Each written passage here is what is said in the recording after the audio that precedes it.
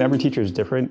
So every teacher's management style is different and how they run their classrooms, it's different. But I think for me, I'm very student-based in the sense that I try to build positive relationships with my students. If I can relate my experiences in high school that weren't that great, and I was bullied and, I was seen as weird and unusual and different.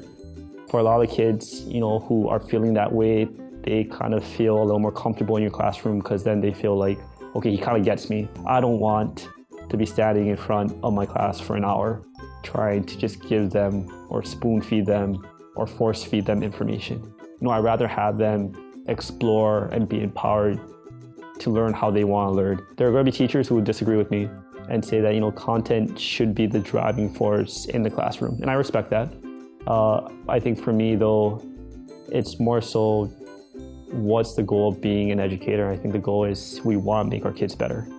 And by making our kids better, well, how do we make our kids better? Well, we develop those softer skills, which is, collaboration, communication, empathy, being able to see multiple perspectives.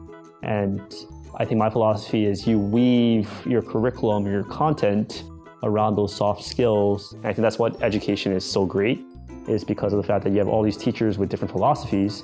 And just because your philosophy is different than another teacher doesn't mean that, you're a bad teacher or you're a less effective teacher.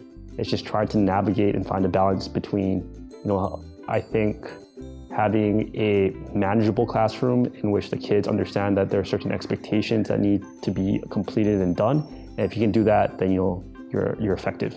And, at the beginning, I didn't, management-wise, wasn't very good at management. And, 6 years in, still not the best manager of my classroom. But I think, as a young teacher, that's what most young teachers struggle with, is how do you be firm enough with the kids and manage your classroom in the sense that everything, isn't chaotic and stuff does get done. But at the same time, try to bring in your own personality if you are a person who wants to build relationships and, make that positive difference in, your students' lives.